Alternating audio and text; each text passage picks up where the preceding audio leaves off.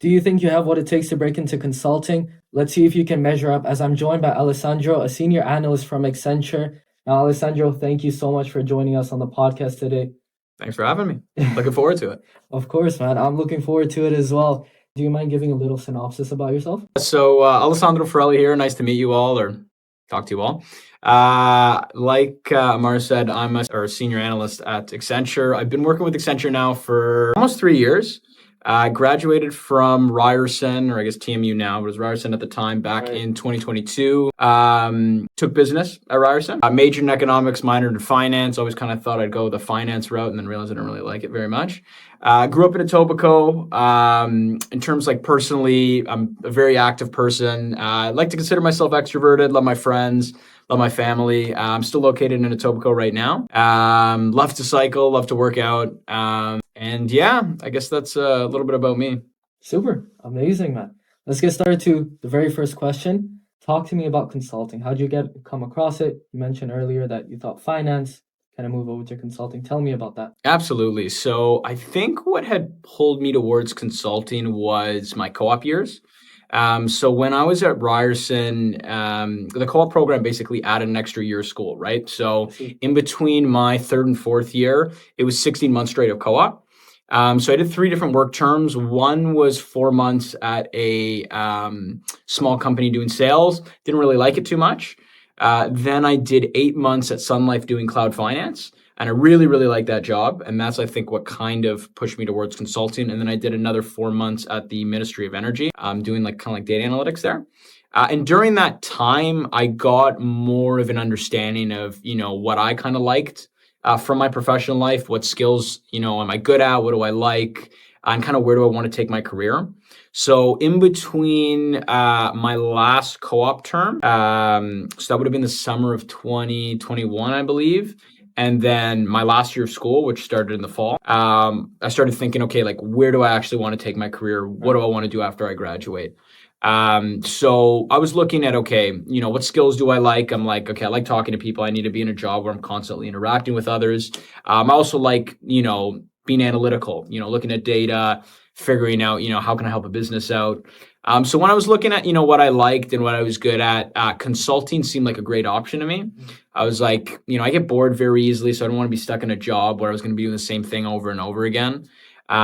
So I started looking at, okay, what are my options? And then I basically narrowed it down to consulting. So within that summer of 2021, I had I'd went on, there's actually 55 coffee chats over the span of, I want to say 4 to 6 months, between the months of April to August of 2021. And basically I'd send 10 LinkedIn messages a day to people in, the big 4 accounting firms, Accenture, MBB, stuff like that, just to learn more about, the consulting industry in general, but also, what kind of differentiated each firm. So then by August time, at least back when I was applying, all the companies basically had around the same recruitment timeline. So you apply in August for full-time roles, and then usually by late August, early September, they start doing interviews. Right. So I'd applied around mid-August to all the places that I applied to. So big 4 accounting firms, Accenture, and then MBB. So 8 total. And then by early September, I started getting interviews. And then by the end of September, I basically accepted a position with Accenture to start when I graduated in May of 2022. That's amazing. What made you decide to start with Accenture? Absolutely. So I think the 2 biggest pulls for me that brought me to Accenture was definitely the culture and also money. So from a culture perspective, at least, actually, I think they still do it now. But you're basically, when you're invited to an interview, you're matched with somebody who already works there, and they're called an interview buddy. And they basically help you get hired. So that was a huge, they're pretty much supposed to help you through the interview process, answer your questions, give you tips, kind of, you could use them as a soundboard before you're actually walking into an interview. So for me, that was a huge pull because I'm like, they're already investing in me before I even work here. Right. And that was something that was completely unique to Accenture. I'm sure there's other companies out there that do it, but at least from the companies that, I was interviewing for at the time, Accenture was really the only one that did that. So that was one big pull, was the culture. The second, was also money. Accenture's offer was significantly higher than, the other places I was interviewing for at the time. Mind you, I didn't interview with MBB, so I know they pay higher. But at least it was much higher than the Big Four, which I was interviewing for multiple of them during that time.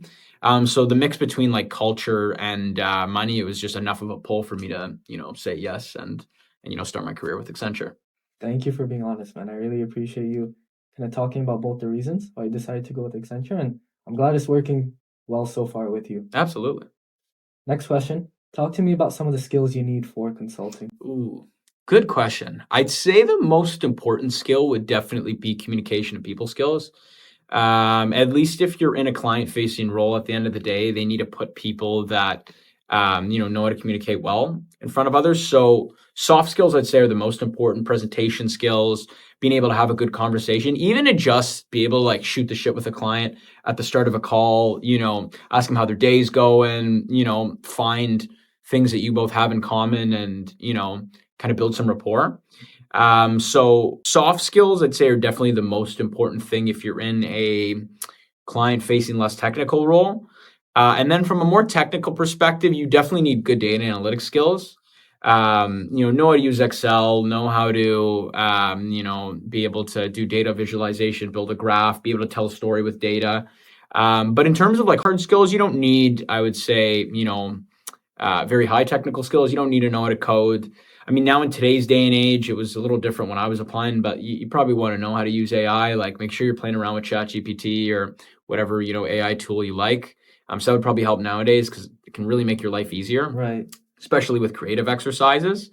But one thing I always tell students, when they're applying and whatnot, is you want to make sure when, you're invited to the interview stage that your communication is crisp, because I'm of the mind where it's like, if they're inviting you to an interview, they're basically already saying you have what it takes on paper. Now, can you, communicate your worth? Exactly.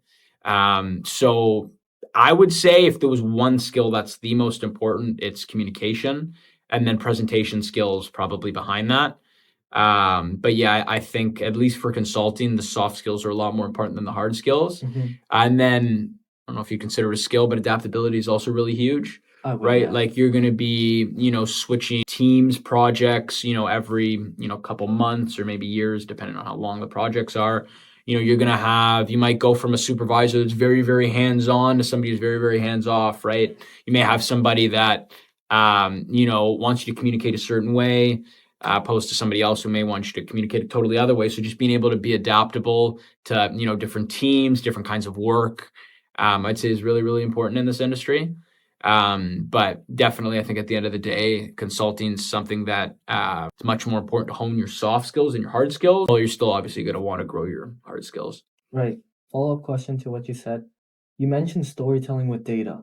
Do you mind talking a little bit about that? Yeah. So in certain situations, you're going to be asked to, make a recommendation, for instance. So one example I could give was one of my projects, we were basically building an application, right? It wasn't entirely from the ground up, and essentially our entire front end of the application was being, built from the ground up.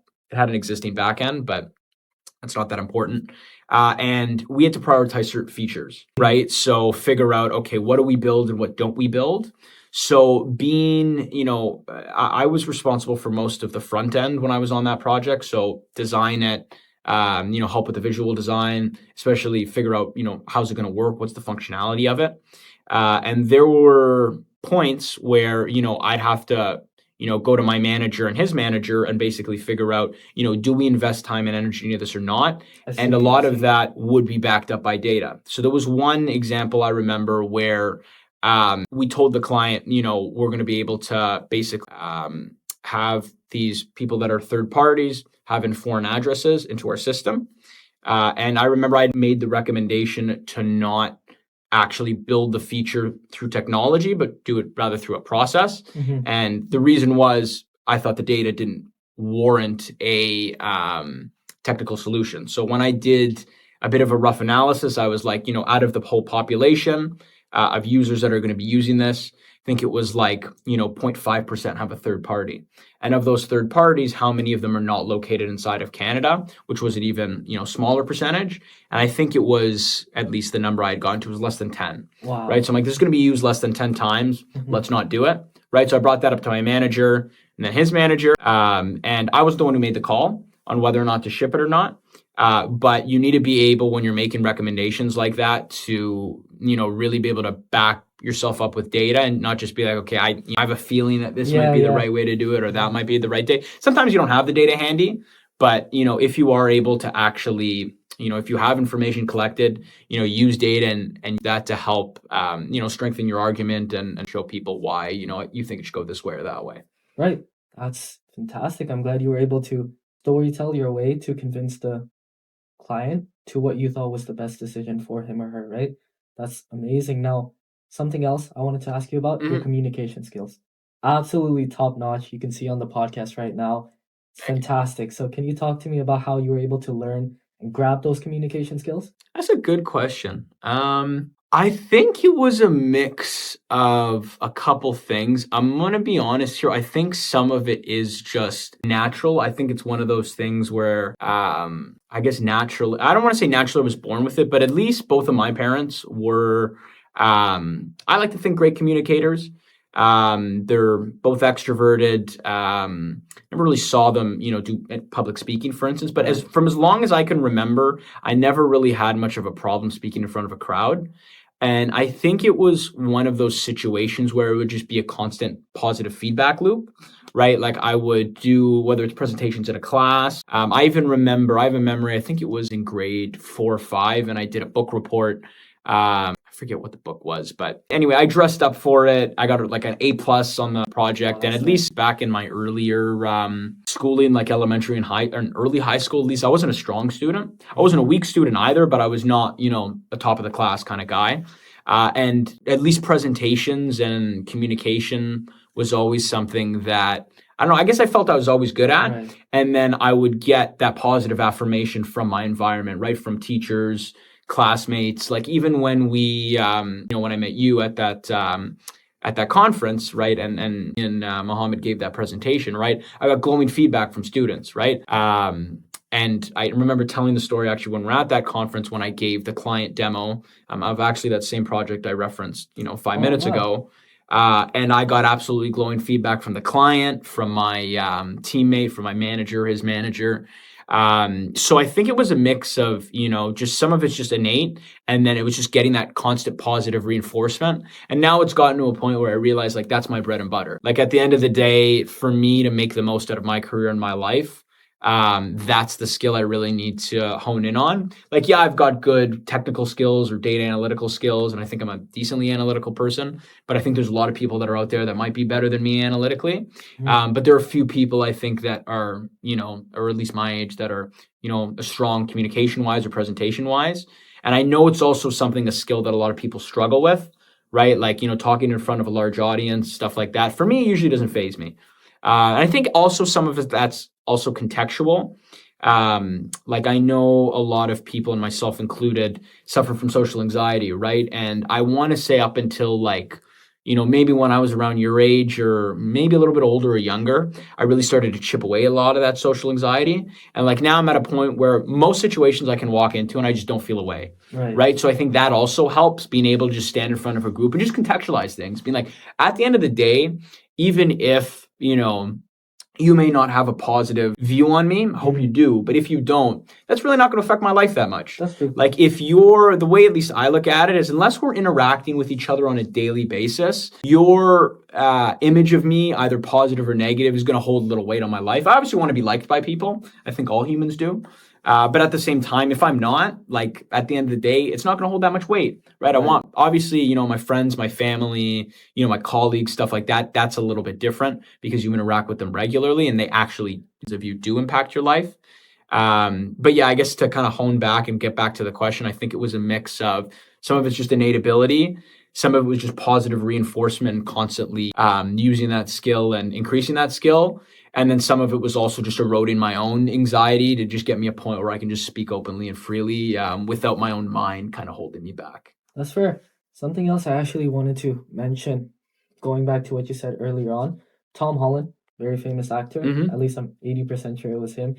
He said that if you despise me and you criticize me, you're not allowed to unless you have my phone number, right? And I thought about it, it kind of makes sense, right? Like unless you're that close to that person where you have their phone number, You can chat to them, FaceTime them whenever. It doesn't make much sense for you to criticize them for absolutely no reason. 100%. And I feel just kind of visualizing that and thinking about it, you're like, oh shit, that's true. You don't really have to care about other people's opinions. Obviously, I still get affected by it. I think all humans do. 100%. Absolutely. But I feel slowly just taking those steps, at the end of the day, it just becomes easier as it goes on. Right? Absolutely. Another thing I wanted to ask you about, apart from communications, what other strengths do you think are like top notch for you? Ooh, that's a good question. I think one would be my ability to connect people, especially in my personal life. At least I have two main friend groups, I would say. One would be my, I'd say friends I made from like elementary school and high school. And funny enough, most of them actually weren't from the high school I went to, but basically kind of From from there, elementary right? school. Yeah. Yeah, kind of around the area. Mhm. And then the other would be my friend group I met at Ryerson. I see. And I've been able, I want to say, to connect not just the groups, like not just intermingle the groups themselves, but also be able to introduce people to whole new communities. I've also had friends where I've, just met them one-on-one, and then I've actually brought them into one of said group, right? Whether Right. it's, the Etobicoke group or the Ryerson group. So I think my ability to connect folks is something I'm very proud of. Mhm. And it also kind of makes me realize that like you can really be a community builder. Like I'm only 25 right now, but like I'm like in 10, 20, 30 years down the line, like I want to be somebody where it's like if you need access to an opportunity or you need access to certain people, I can be there and I can provide that Right. bridge. So that's something I think I do, I guess, better than others. And I guess some of it also, part of it's communication. So I guess it's kind of piggybacking off of communication. But for me, I think that's something that I'm definitely strong at. And it brings me immense joy. Like I've had friends that have met, people that they've dated, through me. I've Wow. had friends. Yeah. I don't know if I have any right now that they've directly met their spouse through me. But yeah, just honestly being able to connect people, and especially I've been able to connect some people that I know, may not have as big of a circle, and bring them into the communities that we've created. And I can't just take credit myself, right? I can't just say like, if it wasn't for me, neither of these two groups would exist, because that's not true. But at the same time, like I think I was an instrumental part of both of, those groups.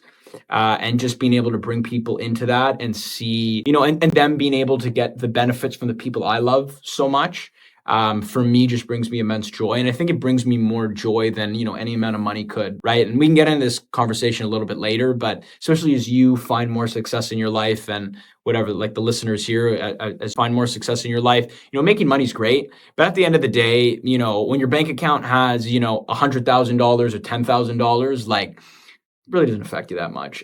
For me, the thing that brings me the most amount of value is seeing, the communities that are around me and the communities that, I've helped grow and develop. So that's, I definitely say, a skill that I think I have, or, I exemplify a little bit better than most people. And something I definitely hope to grow, as I get older. Mhm. Helping people, fantastic. I love being able to relate to you just because my Schulich friends, my Milton friends, like from where I'm living, being able to combine those two, being able to bring those communities together, and then my mentors as well, adding that to the mix.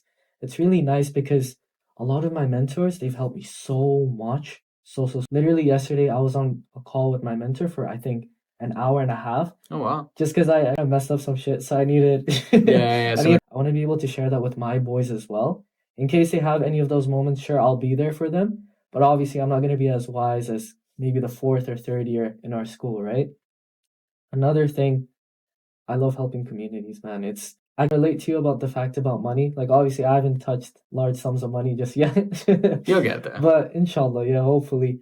But the idea of being able to help people with whatever you can at the moment, whether it's like just giving $1 out of your bank account, like I'm a Muslim, right? And there's this idea that we have about charity. Let's say you have $10 in your bank account versus person B who has $100,000 in their bank account. If person B donates even like $100 and person A donates $1, the person who gets more good deeds is person A because they gave more from what they could. Yeah. And I love that idea, right? I love the idea that it doesn't matter how less money you might have, it doesn't matter how much you eventually give. it's your intention behind it. Absolutely. And I love that idea. I love being able to implement in day-to-day activities. Still got a long way to go before kind of get there, but I just love contemplating and thinking about it. What's the thing? Like, I'm a big proponent of doing it now, right? And it's both, it's giving both time and money, right? Like, I've been donating to charity personally since 2019. And I know we've spoken about this earlier, but I'll call myself that religious, but at least in terms of believing in a higher power and believing in God. I was raised a Christian, and I'd say I'm somewhat still Christian. But this was one of those moments where I actually thought God spoke to me. At least the way I look at it is though I think God speaks to people indirectly. But I'll never forget the winter of 2019. I don't remember what month it was, but I was called in for jury duty. So I go in, and obviously I don't want to do jury duty because I have to miss class, right?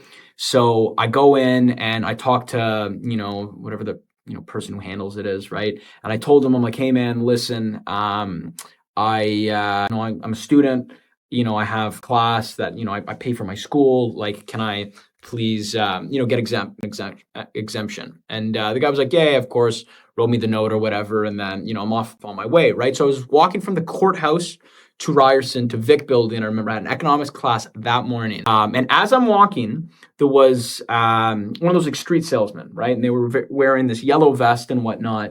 And they stopped me. And normally 99% of the time, I don't give them the time of the day, right? I have my headphones in. I just keep walking. But for some weird reason, I took my headphones out. I listened to the guy, right? And he was from Amnesty International. And basically they help, people who may be, persecuted because of certain beliefs or whatnot in, areas across the world, right? So he told me what they did. And I'm like, you know what? This is like a pretty good cause. And he asked, can you, give some money monthly, right? So like, sure, why not, right? So I think I started with, I think it was like $10 to $15 a month, right? So I did that. And then every year they call, or at least they call me around, I think it's like around the summertime, they call me and they thank me for my donation. Oh, that's nice. But it's crazy because every time they've called me, they always ask, can you give a little bit more, right? And every single time, except for the last time that they've called me, they've asked, can you up it? And every time I've looked at my life and I've been like, you know what? I keep getting more and more blessings. So as a result, I'd up it, right? So from 15 to 20, 20 to 25, 25 to 30. I think I'm at 30 or 35 right now monthly, right? But for me, it was like, it might sound weird, but at least the way I looked at it in my head was, God helped me kind of get out of jury duty. And then he presented me with an opportunity to give back immediately that day, right? And I chose to, right? And that's why I'm of the mind where, you hear, people saying, I want to be philanthropist, I want to give back, but I'm like, you got to give back now. You can't say I'm going to give back when I'm successful, because what's that metric? What do you get to then be like, all right, now I'm going to give back, some money, or now I'm going to give back some time. That's why I always go on coffee chats or at least I try to. Maybe there's some students, and I'm sorry if you reached out and I haven't been able to go on a coffee chat with you. But I was like, I was telling you earlier, I went on 55 coffee chats back when I was a student. I had so many people that helped me out. So what kind of person would I be if I couldn't give my time back, right? So that's why I'm a big proponent of, you got to give your time and money now, because if you say you're going to do it when you're successful, it's just wishful thinking, right? Exactly. So yeah, 100%. That's something I think that, at least to me, is very important. I think we kind of share that, the importance of giving back both time and money. Right. I'm glad you brought time into the mix as well, because a lot of the, I don't want to say time again, but a lot of the time, sometimes people just don't need money. They just need your time. 100%. Right? Like sometimes my boys will just call me and they'll be like, yo, I did some messed up shit. I got to chat to you for like the next 2 hours, right? They'll swing by their car. We'll just sit in the parking lot, just talk about it, kind of strategize, think about their emotions, kind of let it all out. But I like that. I really like being able to help someone when they're stuck somewhere, stuck in some place, because I got that help. Like literally just yesterday, right? I did something 100%. messed up. Being able to get that help from so many people. I think 3 of them came on the podcast as well, which is sick. But just getting that help, being able to use that to help some other people in the future, I love it, man. I 100%. really, really love it. And going back to what you said about now, I agree with that so much, because my friend is the one who actually told me about this. I was inside my friend's basement. We were just laughing around, having fun, eating Laziz, right? Laziz shawarma. And I was telling them about, you know what, in the future, I want to make KKC charity, right? And it's kind of like the C at the end. Yeah. Right? I was like, you know what? I'll make it Hans Clean Charity because KKC actually means Hans Clean. I'll explain that in a little bit. So then one of my friends was like, that's sick. I'm really, really glad you're able to do that. But listen, why don't you start now, right? Don't think about in the future when you're, inshallah, a millionaire, hopefully, right? Yeah. About the things you can do now. No matter how small it is, right? Even 5%, 2.5% of your income, it really doesn't matter. Just try to help society in whatever way you can, right? 100%. Going back to Hans Clean Consulting, like the reason why, it was grade 10, I'm pretty sure, right? Grade 10. I didn't get too much money. Like I had a tutoring job. It was part-time, not too many hours. I was like, shit, I love food. Like I love food. I want more food, right? Yeah. So now I was like, what do I do, man? And then I saw these barbers, like 30 minutes of cutting hair, they get $60. Like, shit, I'll just make that my full-time job, Yeah. right? And I decided that I'll become a barber. And the name was Hans Clean Cuts, right? Because I was young, I didn't know what to do, right? So I made KKC Cuts, and you can search on Instagram, it's still up there, right? And I used to just give haircuts. I remember my boy, the very first time I gave a haircut, half of the head was a high fade and the other half was a low fade. It was so funny because I just kept trying and trying and trying. I was dog shit at cutting hair, right? Then slowly I started to understand tapers. I started to understand how to give like fades without guards, right? Like just freehanding it. Then I decided to make KKC clothes, where I'll be really honest. Please don't punish me for this, but I decided to sell rep clothing, right? KKC clothes. I would sell those, get money from that, and then that kind of failed, and Yeah. So then I made KKC Consulting, where I was like, you know what? I don't even care about money this time. I just want to give free advice to everyone else 100%. and be able to help them in whatever way I can. 100%. And it's one of those things where it's like if you're delivering value for people anyway, you build a community around yourself anyway. And then when you actually do have a good idea and are able to monetize something, you have people that are like, this person provided me so much value for free. Exactly. Right? I remember it's actually Gary Vee. I know he gets a lot of hate because of his, more eccentric personality. But it was actually really good advice. And it's like, don't be trying to get money out of the gate. If you can just build a community and provide value to people for free, there's going to come a point one day when, you've got a great idea, you've built a, good business or service, and the people line up because they're like, this person, has helped me so much for free. Why would I not want to return the favor for them, right? But you don't see it as much, right? Especially, I haven't lived outside of Canada.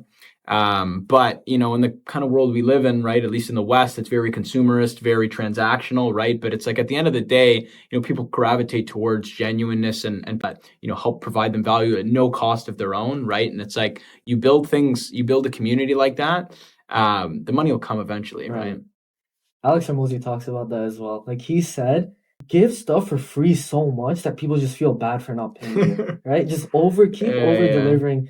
Even during my sales calls, like I have a sales internship. So what I try doing in my sales call is I just tell them some of the features, maybe not all the features. And then as soon as we deliver the thing, we're like, shit, this is double the features that I was promised. Right? And that just keeps making them think, you know what?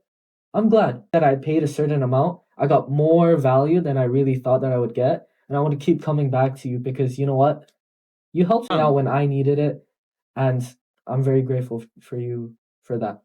100%. Yeah. Now, great talk, but kind of switch back to Accenture. Yeah. Very, very interesting question. Why do you think Accenture accepted you? Apart from your grades, your resume. Another great question. I'll give you a technical answer and a not so technical answer. So from getting my foot in the door, I think I was a very, very well-rounded applicant. So I guess that is going to be, I guess it's going to be a little bit resume, but I'll get more into the non-resume stuff after. So my grades were good by the time I was applying. I'd say my professional experience was very well-rounded. I'd worked at a variety of industries, corporate sales. I worked at Scotiabank part-time while I was in school as a teller. That job, by the way, is probably the hardest job I've ever had. And it didn't pay well. So I had that. I also had a more technical certification. I had my AWS cloud certification, which I don't think students normally had at the time. And I had referrals inside Accenture. So big thing that I recommend, especially any student listening to this, don't cold apply ever. Have somebody on the inside, go on coffee chats, have somebody that can refer you, that can put in a good word for you, because it goes a long way. Now, on the less technical side, I think why Accenture chose me was definitely my communication skills and my belief in myself. I think I believe in myself more than most people believe in themselves, and I believe in what I can do in this world and the success I can have. And I think I'm able to convey that to others. I remember when I was going through the interview process, at least with Accenture, they basically, it was 2 by 2. So you had like a technical one, so it was like a case interview and then behavioral, and then a technology showcase and another behavioral interview, this time longer. And I remember, at least in the first round, the case actually didn't go very well. Behavioral went decently well in the first round, but the case, we worked really well together, but we got the wrong answer. I see. Right? But like from a technical perspective, we didn't pass the case, right? But we showed good communication. We showed good teamwork because it was a group case, right? So I think that helped. Now, when I had my second round of cases, or not cases, interviews, there was, like I said, a tech showcase where they're basically like, here's emerging technology. Here's a bunch of industries. Basically, it was a creative exercise, like find a use case for one of these emerging technologies in any of these industries. So it's basically like, show us some value, right? And I made a whole nice slide deck for it, all that stuff. And when I got into the call, for some reason, the fucking share screen wouldn't work. So I presented the entire thing. I could see my slides, Right. but the person, the senior manager that was interviewing me could not see my slides. But still, by the end of it, like I communicated so well that they were like, great. Like I knew exactly what you were talking about. Great job. And then my behavioral interview, I remember it was with the managing director. By midway through, we had built so much rapport. It wasn't even an interview at that point. It was like catching up with one of my boys, right? I think I was able to build enough rapport where it's like this guy, at least compared to some of the other applicants, like I believe I was not as strong on paper as most of the people I was up against, but I was able to sell myself a lot better than most people are. And I'm still of that mind where if I can get my foot in the door, if I can get invited to an interview, as long as I'm not missing, technical skills that are needed for the job, I think I could beat out 95% of my competition, right? Just due to my own belief in myself and my ability to communicate that I can learn, I can grow and develop and, figure out whatever obstacles are thrown my way. So at least from like an interview perspective, I think that's why they chose me. And then in terms of just kind of getting my resume in or getting at least my foot in the door, I think that was just being well-rounded. I also had some entrepreneurial experience as well. Right. I guess to kind of talk about that, I'd created an entrepreneurial program through Enactus. It's a student group that I'm pretty sure almost all Canadian universities have. Yeah. No, Schulich should have one.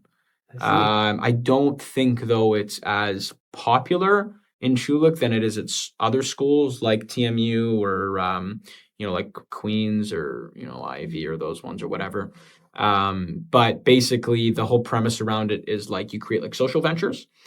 So I created a program with basically we brought high school students through curriculum. We matched them with mentors that had entrepreneurial experience. So we taught them entrepreneurial skills, brought them through, or like I said, matched them with a mentor. And then by the end of the program, they would actually, they would actually be able to pitch to a panel of judges and actually get funded for the business. Now, this is where I kind of believe in luck. And actually, my buddy Corey had sent me a video on luck yesterday, which kind of helped reinforce it. But sometimes it's just right place, right time. So when we were creating that program, we were basically setting up the curriculum. And then a previous president of our student group was connected with Community Center, the SCHC, Scarborough Center for Healthy Communities. And they were an excellent partner, by the way. But we basically had a partnership with them. So we were working on a program. We wanted to target high school students. And then basically a partner just landed on our doorstep. Wow. So that was a bit of right place, right time. And even then, I think, not to get too off topic, but even me getting into Accenture, I think was also a bit of right place, right time. Like when I was applying, the economy was booming, right? Much better than it is now. So I think students that are currently graduating now actually have a harder time than I did when I was graduating. So some element of success is definitely luck, I think. A lot of it is still hard work, right? But some of it's also just dumb luck as well. Right. Thank you for that answer. It's fantastic. One guy I did want to relate to, his name's DJ. I had a coffee chat with him. He's going to Simon Kucher for the summer. And he was telling me about his interview process. Oh my God, it was so cold. Like I was sitting down, I was listening to it, right? And I'm genuinely interested behind the why. Mhm. Like, how'd you get into this firm? Why'd you decide to go to this firm? What was your journey? Mhm, I love mhm. learning about that. So then he was telling me about his thing in the final round of the Simon Kucher interview. And keep in mind, this guy tried to go for consulting second year, the summer of second year. He was really, really, and he still landed Simon Kucher, which is fantastic, Mhm, right? mhm. Very, very how we got that. He was telling me in the final round, the guy who was like the partner who was interviewing him, he looked at the screen and then he looked at him, looked at the screen again, and then looked at him, and he was like, listen, when I looked at your profile, what did you want me to think? And then DJ was like, I just want you to know that no matter who walks through this door, I'm going to be able to communicate my ideas to a client much better than any of them. I want you to know that if you put me in whatever boardroom, whatever meeting, I'm going to be able to evaluate my ideas and not embarrass you or myself in whatever case that might be. Of course, I'm paraphrasing. Apologize if I Mhm, got that wrong, mhm. DJ. But it's just that idea that he was so confident in himself. I was like, oh shit, this guy's the man. Well, you have to be. I mean, like even I remember it was actually a documentary I watched, and I know he, might be a bit of a controversial figure now, but Kanye West. If you ever watch Genius, I'd recommend you watch that documentary. You could tell way back then I was gonna the confidence he had in himself and this belief in himself and his success. I'm of the mind where it's like if you want to really make it somewhere in the world, because I'm the kind of person where it's like I honestly think I could become prime minister of Canada. That's like Will I go for that? Mhm. Probably not, right? But why not shoot that high? Because honestly, I think this world deserves good role models, and I'm sure as hell not perfect, but at the same time, I think I'm a decent role model. And I would much rather we have good role models in front of us, right? So why not, really reach for that? But you need the belief in yourself, because how the hell are you gonna sell somebody else on you if you don't believe in you to begin with, That's right? true. I mean, that whole idea behind, I'll be very honest with you, I've been balancing between like humility and hubris at the same time. And I actually just had a call with someone else who was actually at Accenture today. And he told me that one piece of advice he'd give him is try to balance the humility and hubris. 100%. And then I thought about it and I kept thinking about it. Even the shower that I took before coming here, I just kept thinking about it. What did he mean by that? And just being able to have confidence in yourself, but not the arrogance to tell other people that, okay, I'm this good at this thing. I'm the best barber in Milton, right? Yeah. Whatever it might be, not having that arrogance towards it, but being able to have confidence in yourself. Whether I don't think I'm the best barber in Milton, but being able to have your confidence in whatever it might be, it's very, very important. And I 100%. was going to reference the fact that Kanye said, I remember the interview so clearly. Guy sitting there, Kanye sitting here, and then Kanye was like, I honestly believe I could become the prime minister of the US if I really wanted to. Yeah. And the interview was like, no, you couldn't. And then Kanye was like, no, I could be in the NBA if I really wanted to. And that belief, it really struck a chord in me, no matter how controversial he is right now. That specific moment that he had, it's fantastic, man. I really 100%. look up to people who are able to position themselves to the point, like maybe you don't have all the skills that you have, but at the very least, you have the confidence in yourself, not arrogance, but confidence in yourself that you can do anything if you put your mind to it. 100%. Yeah. To kind of tie things up, I did want to ask you, what would be some of your advices that you'd give to yourself or some other people trying to become consultants? Oh, good question. So I would say definitely something that you're doing and something that I did that helped a lot was networking. Like networking is, I feel like honestly, it's like, and it's a piece of the puzzle that I think school doesn't push enough, right? I mean, they do stress the importance of it, but not enough, I think. Like it really is true what they say. It is who you know, not what you know. So networking is a huge thing. Being well-rounded is another thing. I would really recommend folks, especially some of the younger people that are listening, if you're in your first year, second year, and maybe you're not ready for internships yet, get a part-time job. Work Wonderland. Like this. This is my Canada's Wonderland lifeguard. My first job. This was the merch I got from it. Work a job like this. Because a lot of people are like, oh, this has nothing to do with corporate. It's not like, I wouldn't be where I'm at today if it wasn't for this job. If I didn't work in Canada's Wonderland, I wouldn't be working at Accenture right now. So big advice is, get experience. In my own opinion, work experience is way more valuable than any school could give. Even work experience that's like, low level service work, right? So do that. network with folks, stay well-rounded. And I also say the quicker that you can figure out what you're good at and what you like, they don't even have to align with each other, but at least figure, like, the more you can learn about yourself, the quicker you're going to be able to find success in your own life, and not just material success or success in your career, but success in relationships with friends and family and potential spouse, success in everything, right? Learn more about who you are and what really, drives you and what makes you unique, and really leverage that, because it can help you push yourself forward, right? Like if you're in, even right now, like my current project I'm on at Accenture, like I'm not using a lot of the skills that, I'm good at or enjoy, right? So I don't enjoy work as much, right? I don't, hate work by any means, but like compared to my last project, it was like I wasn't even working. This one feels a little bit more like work, right? So I'd say for like the best advice I can definitely give to students that want to get into consulting is network a lot.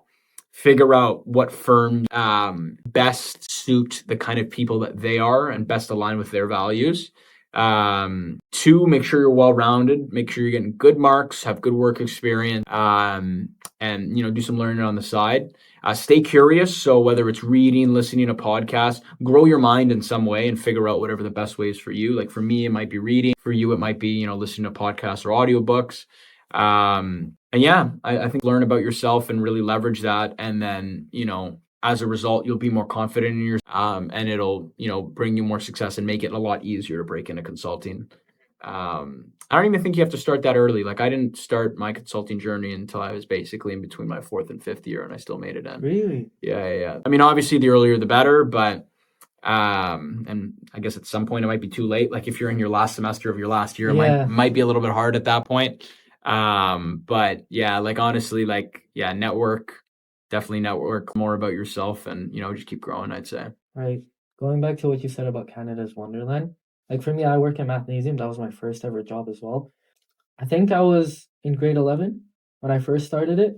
Grade 10, I started volunteering for them. Mm-hmm. Got like 300 hours from that. Oh, wow. Because I was just an instructor, Yeah, just not yeah. paid, right? I was doing the volunteer services, and then I became an instructor there.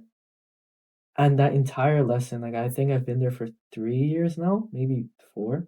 But being able to have a boss and your boss, but being able to have a boss who kind of tells you what's wrong, what's not right, kind of lecture you, I feel it's a valuable lesson. It's a really, really valuable lesson being able to, I don't want to say like shouted at, but being lectured on something and have that guidance. It's something that really changed my perspective on everything and made me realize like, okay, there's a certain responsibility I have now that I have to accomplish no matter what happens, right? Like I can't say, yo, missing, I just feel like coming today. Yeah, I'm that, you go find someone else, Yeah, right? yeah, I can't do that, right? And being able to have that, okay, Tuesdays I got this, Saturday I got this, just got to make sure I end up there 4 hours, go back home, Mm-hmm. right? And I love that responsibility. I love the lessons I learned from it. Of course, I'm far from perfect, but I feel it's helped me develop so much just from my 100%. time there. 100%. But I mean, apart from that, thank you so much, Alessandro. I really do appreciate you talking to the audience, and I'm sure the audience appreciates it as well. Now, KKC Consulting viewers, please tune into next week's episode. We'll see who the guest is, because I'll be honest, I'm not sure either. But have a wonderful time. Please subscribe and like this video as well. And once again, thank you, man. Yeah, thanks for having me. It was a blast. Have a wonderful day.